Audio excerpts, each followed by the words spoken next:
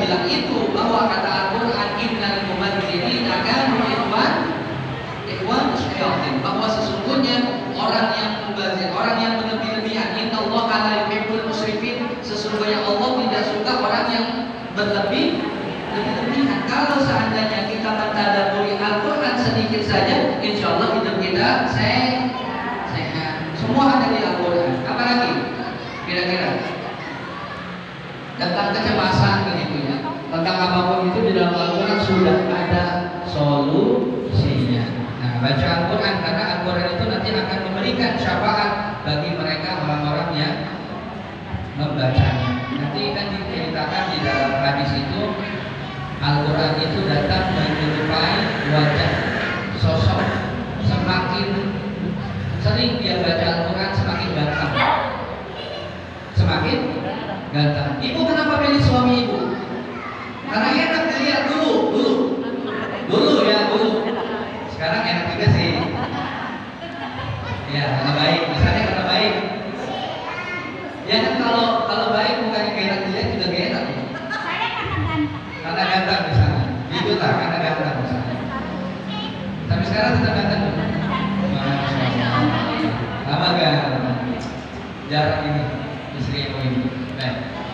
Saya ulangi bahwa ya nanti di akhirat itu yang memenuhi kita adalah pahala Al-Quran.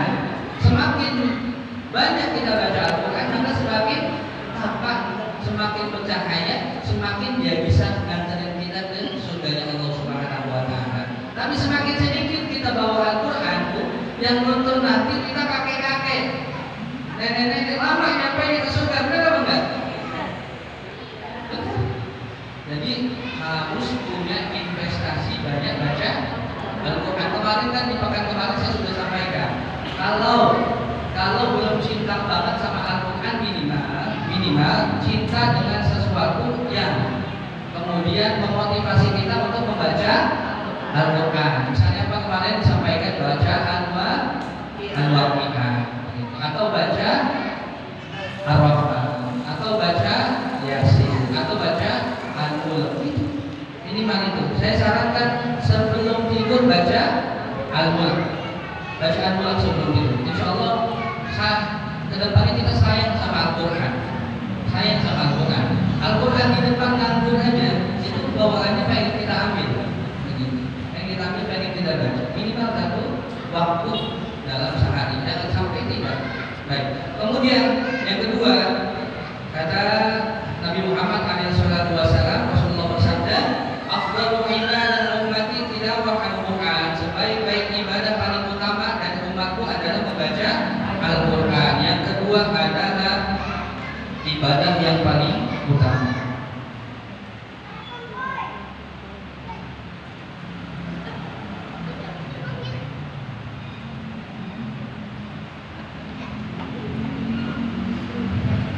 Kenapa Al-Quran ibadah yang paling utama?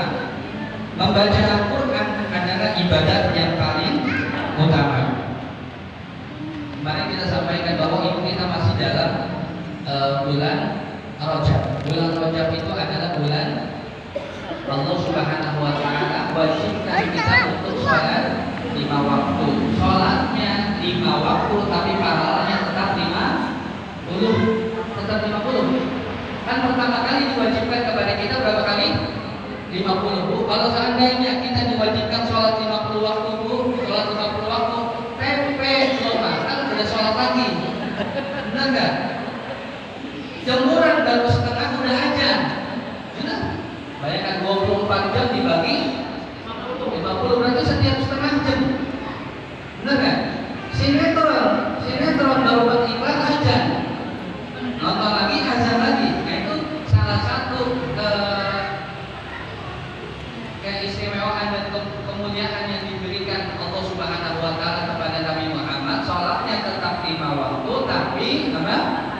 Pahalanya tetap 50. Dan yang dibaca di dalam sholat yang paling wajib adalah bacaan Al-Quran. Apa itu bacaan? Al-Fatihah. Begitu. Jadi kemarin saya sampaikan bahwa yang paling hebat di dalam Al-Quran adalah surat Al-Fatihah. Di dalam Al-Fatihah yang Bismillah. Di dalam Bismillah yang paling hebat adalah huruf ba. Di dalam huruf ba yang paling hebat adalah titiknya. Jadi Bismillahirrahmanirrahim itu dibaca kemudian sebanyak 786 kali. Sekali duduk 786 kali. Bismillahirrahmanirrahim. Ya, kalau mau diamalkan silakan. Sekali duduk 786. Insya Allah Allah berikan kekayaan batin dan kekayaan materi. Baik, sebaik-baik ibadah adalah membaca Al-Quran, karena tidak ada orang yang ketika membaca sesuatu mendapatkan setiap hurufnya 10 kebaikan. Terutama kedua ketika kita membaca Al-Quran. Kata Nabi Muhammad Shallallahu Alaihi Wasallam, yaqulu Rabbu azza wa jalla man syaghalahu Al-Quran. Siapa saja orang yang menyibukkan dirinya untuk Al-Quran, wa zikri, dan mengingat Quran mas'alati, maka akan aku berikan kepadanya anugerah paling utama yang pernah kuberikan kepada mereka yang berdoa. Orang kalau sibuk hariannya dengan Al-Quran, dia nggak usah doa aja, terbesit di dalam benaknya pengen ini dan pengen itu, insya Allah langsung dikabul. Langsung dikabul. Apalagi masya Allah kita punya anak, kita punya cucu, salah satu dari anak kita atau cucu kita menghafal Al-Quran, itu sangat luar biasa. Nanti neneknya di akhirat diberikan mahkota terbuat daripada emas. Orang tuanya atau ibunya yang anaknya hafal Al-Quran dikasih mahkota terbuat daripada emas. Benar. Itu yang neneknya atau ibunya punya anak menghafal Al-Quran itu dipisahin khusus. Ini tanda bahwa anak atau cucunya ada yang menghafalkan Al-Quran. Ini kan terkenal diriwayatkan dalam kitab Fadail Al-Amal khusus tuh. Orang kan kalau pakai mahkota aja jadi pusat perhatian, apalagi mahkotanya terbuat daripada emas. Kalau sekarang bukan mahkota sih. Kalau sekarang misalnya lebih kepada mobil begitu ya. Orang kalau pakai mobil apa yang dilihat orang dulu? Ya, misalnya mobil yang gede banget kayak itu. Pajero. Namanya Bujero. Iya. Jadi itu khusus buat, makanya insya Allah mudah-mudahan nanti ada di antara cucu-cucu kita yang hafal Al-Quran. Ibu-ibu juga bisa hafal Al-Quran, bisa meledak. Tapi saya kenal gitu, ada ibu-ibu usianya 57 tahun itu masih hafal Quran, masih berusaha untuk menghafalkan.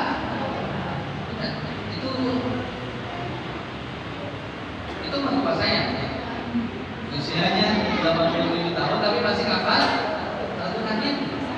Sekarang udah juz 27 apa? Jadi tetap hafal, walaupun habis hafal lupa lagi, nggak masalah itu mah. Namanya juga nenek-nenek.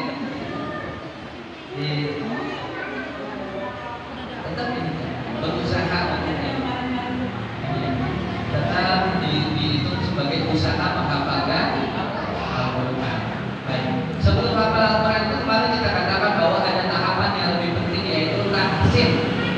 Memperbaiki bacaan Al-Quran, minimal surat Al-Fatihah. Begitu. Jadi sibukkan diri dengan Al-Quran, apalagi nanti bulan Ramadan. Kalau bisa satu hari satu juz. Mari kita bilang bahwa kalau satu hari satu juz, habis sholat 2 lembar. Setelah sholat 2 lembar. Kalau setelah sholat 2 lembar 5 waktu, berarti satu hari 10 lembar. 10 lembar itu satu juz. Jangan kurang daripada 2 lembar. Insya Allah. Tekatin. Insya Allah ini semuanya kita khatam. Saya juga bertekad sebelum ini. Kan dikatakan bahwa bulan Rajab dan bulan Syaban itu adalah gerbang menuju Ramadan. Bohong. Orang pengen bagus Ramadannya tapi tidak mempersiapkan diri di bulan Rajab dan di bulan Syaban. Bohong. Omong kosong. Orang pengen Ramadan nggak bagus, nggak mulai baca Al-Quran, insya Allah Ramadannya juga nggak kuat baca Al-Qurannya. Maka dimulai dari sekarang. Mumpung masih ada waktu berapa? 1 bulan lebih 10 hari. Sekarang tanggal 23, 1 bulan lebih seminggu. Masih 1 bulan seminggu, kita biasakan diri kita untuk melakukan kebaikan. Nanti begini, orang yang melakukan ibadah 7 hari berturut-turut, insya Allah dia akan rindu melakukan ibadah tersebut. Tapi kalau sudah 40 hari berturut-turut, dia akan merasakan ada separuh jiwanya yang kurang, ada separuh jiwanya yang hilang. Makanya Allah bilang 60 hari itu berarti kan 2 bulan itu lebih daripada 40 hari. Maka ketika dia sampai bulan Ramadan, dia biasakan di bulan Rajab dan dia biasakan di bulan Syaban untuk membaca Al-Quran. Bulan Ramadannya gak capek baca Al-Quran. Nih yang belum baca Al-Quran tes, coba tes baca Al-Quran, tes baca Al-Quran 2 lembar aja, rahang pada sakit. Benar, rahang pada sakit, badan pada muak, mata pada sepet. Kenapa itu? Karena setan. Itu setan udah mulai pada keluar. Ya, baca sedikit aja Al-Baqarah, Alif Lam Mim, Dzalikal Kitabul La Raiba. Benar nggak? Itu setan pada keluar tuh. Itu merugikan sendiri itu. Pada keluar itu harus dilawan. Tapi kalau kebangetan ngantuk, jangan diterusin baca Al-Qurannya. Maksudnya jangan diterusin bukan berarti Al-Qurannya ditutup kita rebahan, bukan. Jangan diterusin maksudnya kita pergi ke kamar mandi, duduk baca Al-Quran lagi sesuai dengan target. Sehari 1 juz atau habis sholat 2 lembar. Tuh. Jadi habis sholat 2 lembar, jangan pas Ramadan, mulai sekarang. Mulai besok misalnya. Nah, kalau ibadah jangan dibesok-besokin. Segerakan. Makanya kalau begini, saya yakin semua ibu-ibu pernah merasakan ini. Satu waktu rasanya pengen banget baca Al-Quran. Ada. Satu waktu pengen banget baca Al-Quran. Kalau pernah ada kilatan di dalam benak kita pengen banget baca Al-Quran, jangan ditunda karena itu betul-betul hadiah dari Allah untuk orang-orang yang Allah sayangi, untuk orang-orang yang Allah istimewakan. Mas pengen banget baca Al-Quran, cari Al-Quran, cari langsung ambil. Permasalahan nanti pas 3 ayat muaf itu belakangan. Yang penting pegang langsung baca Al-Quran. Nggak dipeluk lagi, dipegang dibaca, dibaca. Penting itu, pasti semuanya pernah merasakan. Rasanya kangen banget. Pas lagi kangen-kangennya itu udah ambil, kemudian bacanya kan sampai tidak dibaca. Nanti ke depannya ya sulit. Baik, yang kelima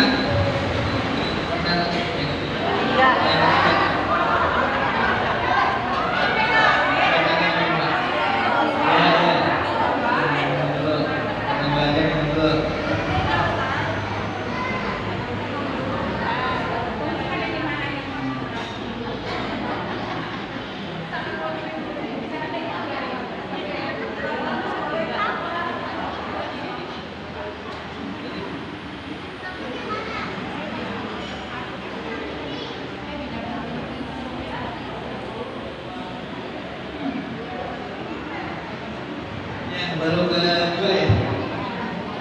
Baik. Dimuliakan Allah Subhanahu wa taala.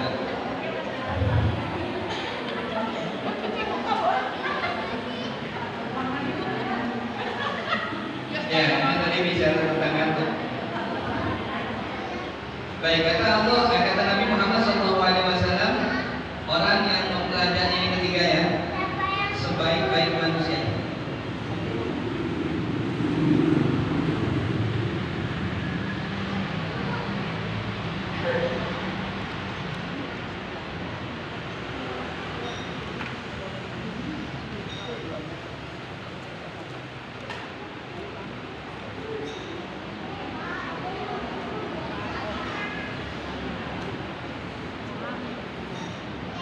Orang yang paling baik adalah orang yang paling dekat dengan Al-Quran. Ini penting. Bu, sekarang saya tanya, pekerjaan yang wah di mata ibu apa cara? Ibu kalau punya anaknya itu kerja di situ, ibu pasti senang banget. PNS atau apa kira-kira? Jadi ulama anaknya. Itu keren banget katanya. Jangan langsung langsung selesai. Apa misalnya direktur gitu. Atau punya bisnis dan macam-macam lah. Ternyata yang paling baik versinya Nabi adalah guru TPA. Benar nggak? Taman pendidikan anak ngajarin apa itu? Al-Quran. Nah, guru-guru ngaji di musola, di langgar, di masjid yang nggak digaji, yang orang tuanya cuma iuran sebulan 10.000, itu bahkan ada yang pernah nunggak kasusnya 2 tahun.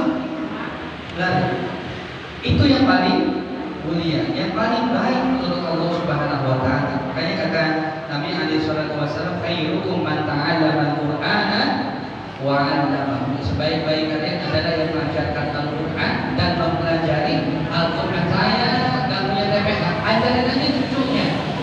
Dan ajarin aja anak-anaknya untuk baca Al-Qur'an. Bikin kebiasaan baik, misalnya setelah maghrib kumpul-kumpul dengan keluarga baca Al-Quran sama-sama. Begitu.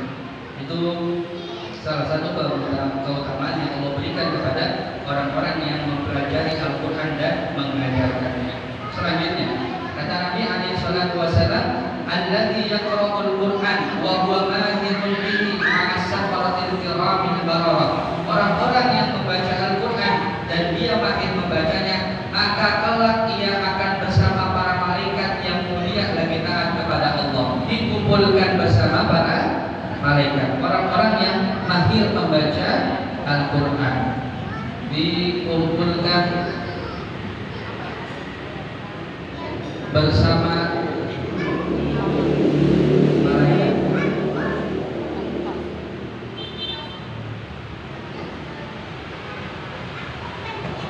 Jadi nggak bisa dapat juga kali ini. Baca nggak bu? Baca ya? Baca ya. Dikumpulkan bersama malaikat. Orang-orang yang mahir itu yang sudah lancar membaca Al-Quran. Tapi ya, kemarin saya juga pernah ceritakan bahwa kadang orang yang mahir baca Al-Quran itu tidak rajin membaca Al-Quran. Sebaliknya, orang yang tidak mahir membaca Al-Quran justru rajin membaca Al-Quran. Jadi Al-Quran itu memilih siapa saja orang-orang yang pengen dia dekati. Al-Quran itu memilih. Makanya kalau kita selesai baca Al-Quran kan ada doa Fathul Quran yang sering kita baca, Allahumma arhamna bil Quran waj'alhu lana wa nuran. Allahumma, nah di sini Allahumma dzakirna minhuma. Biasanya ada yang baca nasina, saya bacanya minhuma nusina. Allahumma dzakirna, ya Allah ingatkanlah kami, minhuma nusina, sesuatu yang kami telah dilupakan olehnya. Ya, bukan kami yang melupakan, bukan kita yang melupakan Al-Quran, tapi karena kita jauh daripada Al-Quran, makanya Al-Quran tidak mau mendekati kepada kita. Begitu. Kalau saya cenderung membacanya nusina. Itu doanya penting sekali dibaca ibu semuanya. Setelah baca Al-Quran itu baca doa itu baik dengan nada ataupun tidak dengan nada, itu doa baik dan bagus sekali. Allahumma arhamna bil Quran, ya Allah rahmatilah aku dengan Al-Quran. Waj'alhu lana, dan jadikan Al-Quran imam kami, penuntun kami, wa huda, dan petunjuk kami, wa rahmah, dan rahmat bagi, terus cahaya, wa nura, wa huda, wa rahmah. Allahumma dzakirna minhuma nusina wa 'allimna, dan ajari kami. Dan seterusnya ila akhir itu doa Al-Quran yang sangat bagus untuk dibaca ketika selesai membaca Al-Quran. Baik. Selanjutnya kata Umar bin Khattab dari Rasulullah SAW, Innallaha yarfa akharin. Sesungguhnya Allah Subhanahu wa taala akan mengangkat derajat suatu kaum dengan Al-Qur'an, dan dengannya pula Allah akan merendahkan kaum yang lain. Jadi Islam itu tadi yang sudah kita katakan bahwa akan Islam itu mulia karena sebab daripada Al-Qur'an, diturunkan dari zat yang maha mulia, kemudian melalui perantara Nabi, melalui perantara malaikat yang mulia, yaitu malaikat Jibril, kepada Nabi yang paling mulia, yaitu Nabi Muhammad, menjadi kitab yang paling mulia, umat yang menjadi umat yang paling mulia. Itu sebab daripada Al-Quran. Jadi Al-Quran itu risalah cinta dari Allah kepada umat Nabi Muhammad Sallallahu Alaihi Wasallam. Itu yang diinginkan Allah Subhanahu Wa Taala. Inti daripada kita bahas ini adalah agar memotivasi kita lebih dekat lagi, lebih kenal lagi dengan Al-Quran. Kalau bisa nanti ketika sholat, dan ini khusus sholat sunnah, khusus sholat sunnah, itu boleh ibu-ibu kalau sholat sunnah buka mushaf, buka mushaf boleh, buka Al-Quran itu boleh, nyebutnya mushaf. Allahu Akbar, sholat itu boleh lihat mushaf. Yang penting mushafnya ditaruh di depan. Kita kayak di masjid biasanya ada tuh, yang di depan itu, yang pegangan itu. Ya. Udah habis Quran, Masya Allah. Ya, jadi ibu-ibu boleh juga di rumah kalau belum pada habis Quran, pakai apa? Stand itu, kemudian dibuka. Hari pertama sholat duha, lembar pertama. Rakaat kedua lembar kedua, atau kalau kebanyakan setengah itu boleh. Kemudian kalau setahun saya rasa itu khatam juga, setahun khatam tapi di dalam sholat itu boleh. Kalau untuk sholat sunnah itu boleh seperti itu. Apalagi kira-kira yang ingin ditanyakan seputar Al-Quran dan seputar sholat, ada kemudian kajiannya yang terakhir ada.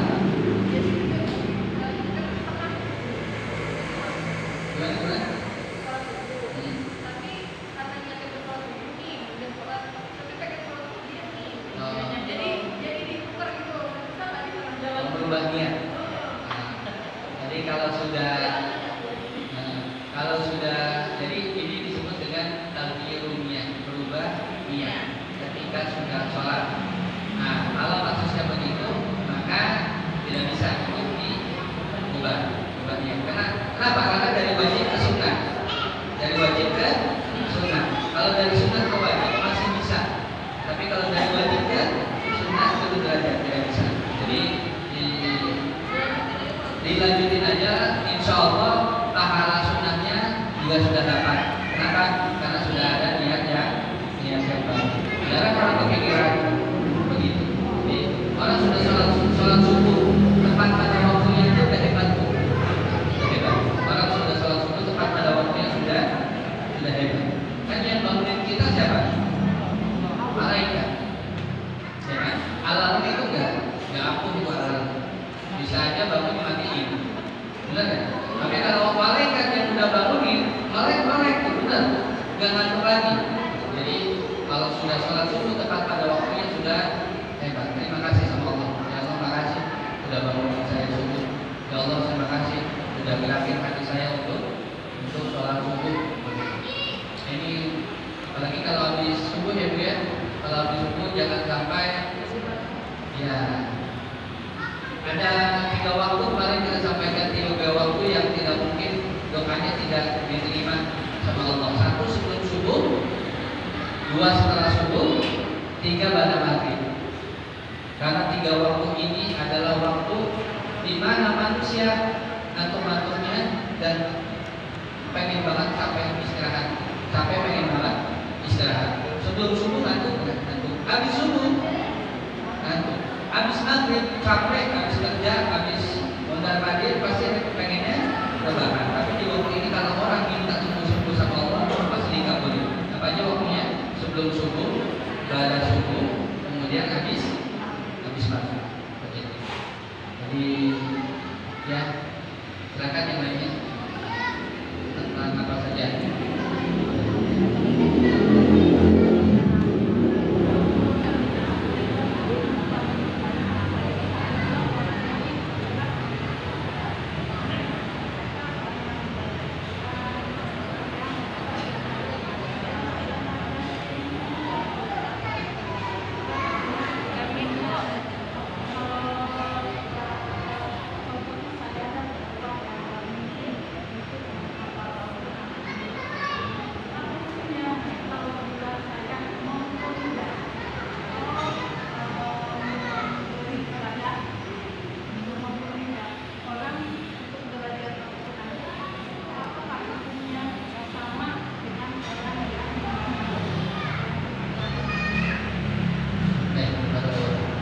Kalau dalam sebuah hadis diriwayatkan orang yang memberikan fasilitas untuk melakukan ibadah tertentu, maka dia akan mendapatkan pahala sesuai dengan sesuatu yang dia fasilitasi. Begitu. Kalau dalam kaidah usul fikih disebut dengan lil wasail hukum dan maqasid. Wasilah itu memberikan sesuatu seperti tujuan. Gampangnya begini, Ibu semuanya. Gampangnya begini. Orang membangun masjid. Orang bangun bikin masjid, orang lagi sholat di situ, orang yang bangun masjid akan dapat pahala setiap orang yang sholat. Kenapa? Karena dia memfasilitasi orang sholat di dalam masjid. Kalau di masjid nggak ada, kira-kira orang pada sholat apa enggak? Enggak. Itu berarti menjadi sebuah wasilah. Maka saya berkali-kali kemudian memberikan saran, kalau ingin membuat atau ingin memfasilitasi sesuatu, betul-betul lillahi ta'ala, betul-betul karena Allah. Kasih lepas itu disebut dengan lillahi ta'ala. Agar ke depannya misalnya manajemennya kita perbaiki, kita pegang dan seterusnya, itu urusan yang beda. Yang penting kemudian kita fasilitasi, kemudian kita lepas. Artinya lepas itu kita tidak mengambil apapun daripada itu. Itu disebut dengan ikhlas lillahi ta'ala. Jadi yang dikatakan itu tadi betul. Kalau seandainya kita fasilitasi orang hafal Al-Quran, dia hafal Al-Quran, itu namanya jariyah buat kita. Jariyah. Jadi anak itu kan bukan cuma anak kandung, ada yang disebut dengan anak ideologis, anak didik. Ada anak biologis, ada anak ideologis. Anak biologis itu anak kandung kita, ada anak ideologis itu anak didik kita. Jadi anak didik kita itu anak kita juga yang nanti akan mendoakan kita, akan menjadi syafaat untuk kita. Begitu. Jadi anak ada dua. Anak apa lagi? Anak biologis dan anak ideologis. Anak didik dan anak kandung. Dua-duanya mendoakan kita. Bahkan kadang-kadang yang sering mendoakan kita adalah anak didik. Makanya Imam Syafi'i sama Imam Ahmad bin Hanbal, ini ada gurunya Imam Syafi'i, muridnya Imam Ahmad bin Hanbal. Imam Ahmad bin Hanbal itu sampai diprotes sama anaknya. Kenapa kok doa begitu terus? Doanya apa Bu? Allah. Kata Imam Ahmad bin Hanbal dalam kitab Musnadnya, selama saya kenal Imam Syafi'i, selama itu juga setelah saya selesai sholat, saya tidak pernah luput mendoakan guru saya. Allahumma fir li Syafi'i, ya Allah ampuni guru saya itu Syafi'i. Ya Allah rahmati guru saya itu Syafi'i selama hidupnya. Itu murid yang baik seperti itu, murid seperti Imam Ahmad bin Hanbal. Kenapa? Jadi pilihnya waktu setelah sholat, Bu. Sholat itu adalah setelah bacaan Quran, sholat itu adalah ibadah yang paling utama. Ibadah yang paling utama. Saking utamanya sholat, sebelum sholat itu doanya mustajab. Kata Nabi alaihi salatu wasallam, "Ad-du'a baina adzanaini", doa di antara dua azan. Dua azan itu bukan orang azannya dua kali, tapi maksud daripada dua azan itu azan dan iqamah. Doa di antara azan dan iqamah itu mustajab. Wa inda kulli duburi sholat, dan setelah selesai sholat itu doa yang mustajab.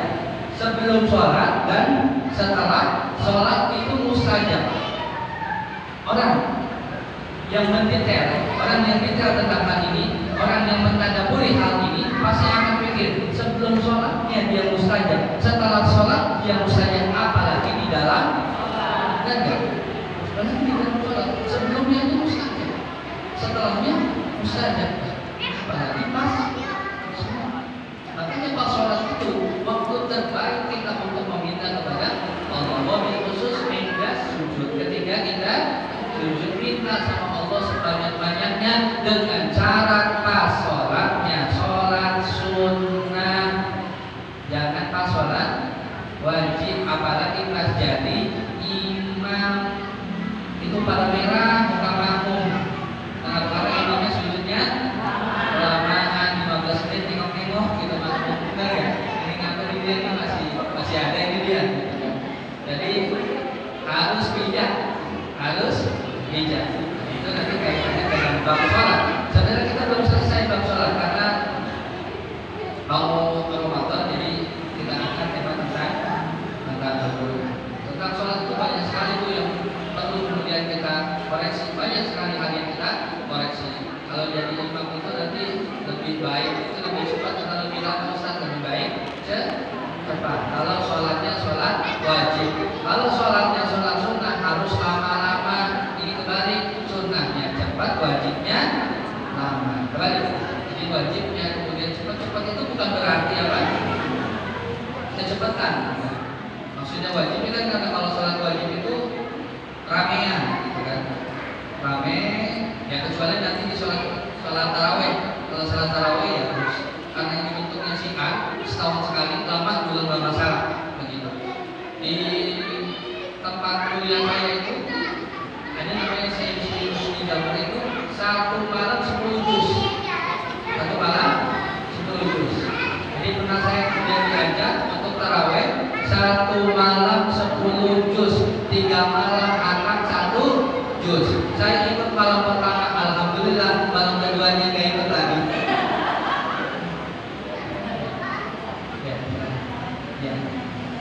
Ya.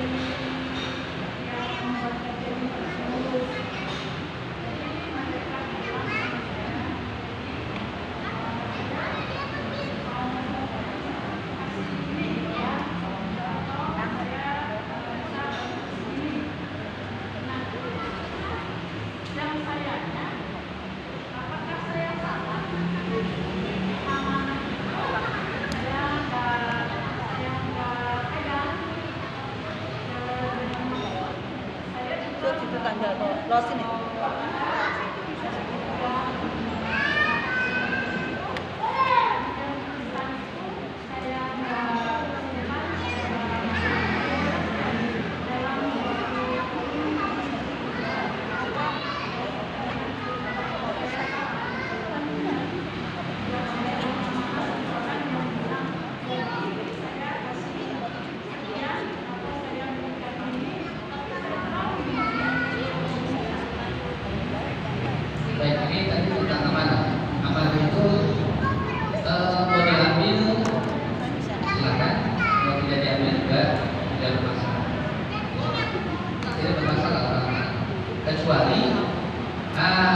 Tugas selanjutnya adalah kita memberikan rekomendasi kemudian kepada orang lain, gitu.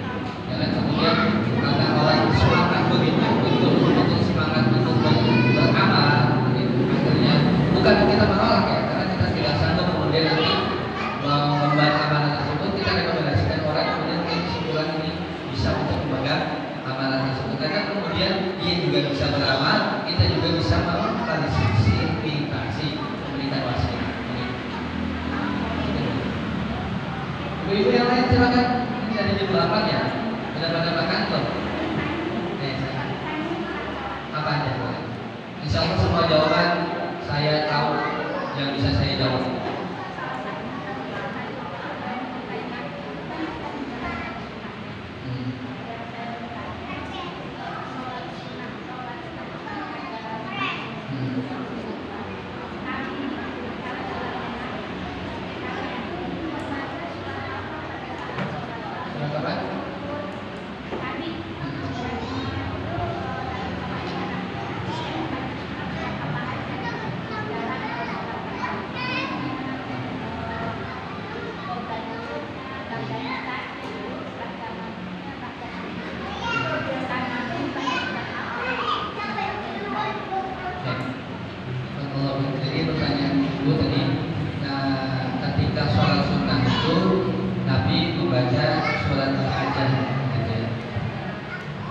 Ibu yang dimuliakan Allah Subhanahu wa taala, pertama perlu saya dudukkan bahwa Al-Qur'an itu tidak diturunkan secara sempurna. Maksud saya, tidak 30 juz kemudian langsung diturunkan kepada Nabi. Enggak. Jadi Al-Qur'an itu diturunkan secara berangsur-angsur. Tadrijan. Berangsur-angsur. Kayak misalnya ketika Nabi dibuat diturunkan Iqra Al-Alaq dari 1 sampai 5. Terus. Jadi tidak langsung berat. Jadi makanya yang dibaca sama Nabi Muhammad SAW adalah bacaan yang ketika itu diturunkan kepada Nabi Muhammad. Jadi tidak secara spesifik. Tapi kalau berbicara tentang kalamnya para ulama, kira-kira apa saja yang surat yang bagus dibaca itu ada. Tapi kalau kita berbicara tentang surat apa yang dibaca sama Nabi Muhammad ketika sholat sunnah, itu rasa saya tidak temukan. Yang penting yang jelas kata Nabi alaihi salatu wasallam, kata Allah Subhanahu wa taala, "Faqra'u ma tayassara minal Qur'an." Bacalah apa yang kira-kira memudahkanmu untuk membacanya daripada Al-Qur'an. Jadi surat-surat yang kita hafal itulah kemudian yang kita baca. Surat-surat yang kita hafal itulah yang kita baca. Buat ibu-ibu, kalau yang habis ya silakan. Kalau yang tidak habis, misalnya baca saja surat pendek. Kenapa? Kenapa surat pendek besar? Kalau surat pendek itu ibu baca qul huwallahu ahad, Allahus samad, lam yalid wa lam yulad wa lam yakul lahu kufuwan ahad, ibu dapat pahala 1 membaca Al-Qur'an, 2 khatam surat. Khatam surat kan? Dapat 2 pahala. Pahala baca Al-Quran dan pahala khatam surat. Itu lagi khatamin. Coba baca Al-Baqarah paling banter sampai ayat 5. Benar nggak?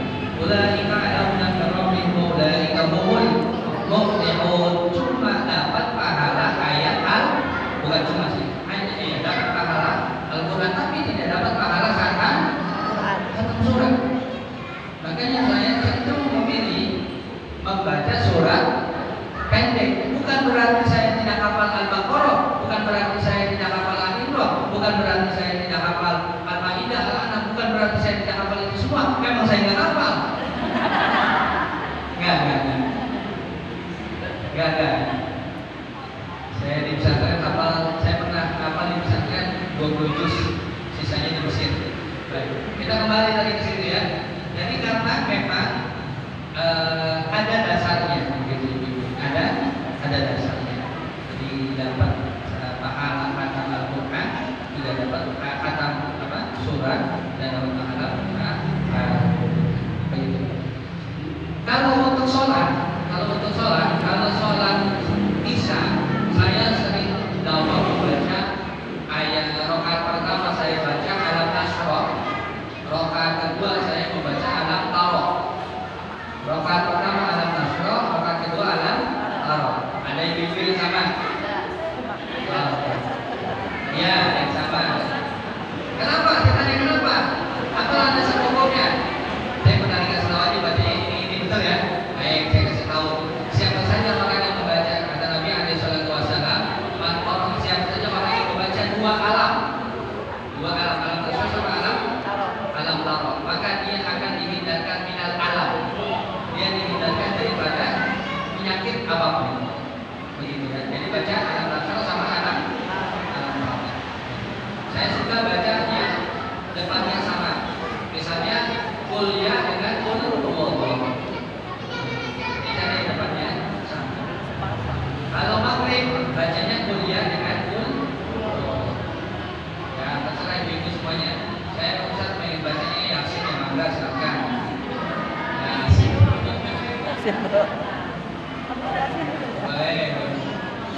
Boleh baca Yasin ya, doa tapi pulang dulu. Kurang ada. Maka silakan. Yang lain. Kalau Nabi Muhammad saya sedikit lagi. Kalau Nabi Muhammad itu dengan para sahabatnya, ini kemarin saya sampaikan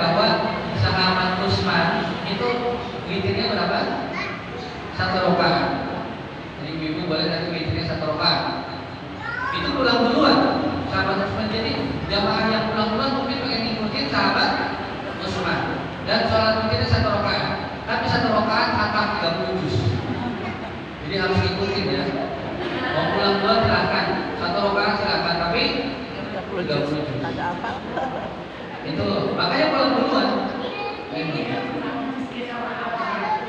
Ya boleh. 3 rakaat.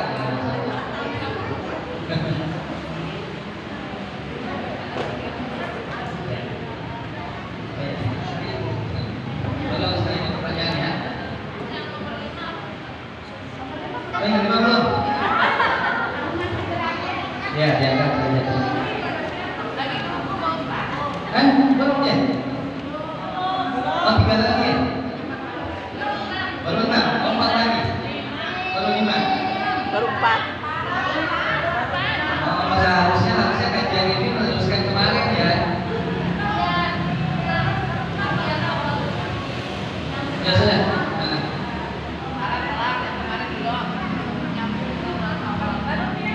Nanti deh di bulan Ramadan kita ketemu lagi.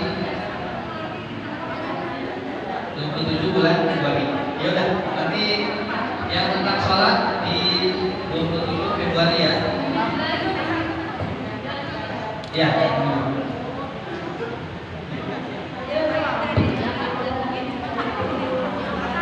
Selanjutnya sesi Ustadz bertanya ya. Di jamaah yang bisa menjawab angkat tangan.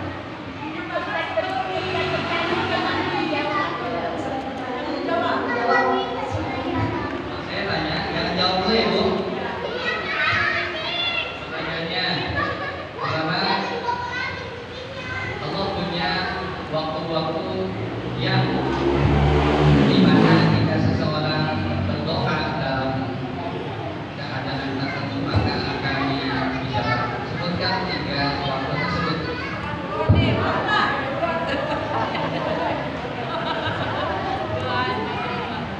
Silakan Bu Haji Upin.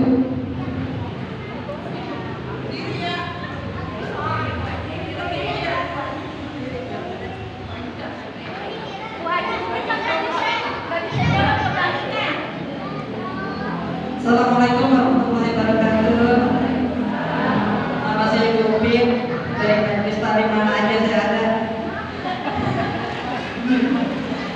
Waktu-waktu yang mustajabah kala umat Islam membutuhkan sesuatu untuk berdoa. Yang pertama, waktu sebelum subuh.